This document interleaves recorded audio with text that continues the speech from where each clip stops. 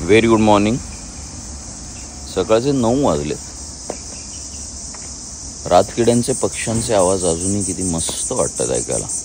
मुद्दामूनच अशी रूम घेतली जिथं वाहनांचे आवाज कमी येतील. समोर रस्ता आहे वरती, इथं पण वाहनांच्या आवाजाचा त्रास होत नाही.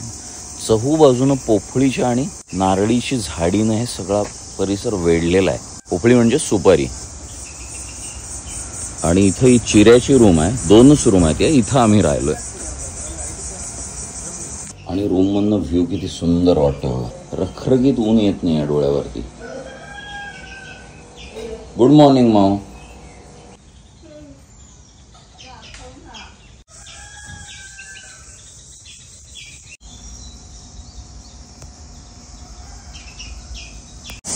समोर फक्त 3 किलोमीटरवरती गोकर्ण महाबळेश्वर आणि मंदिर आहे.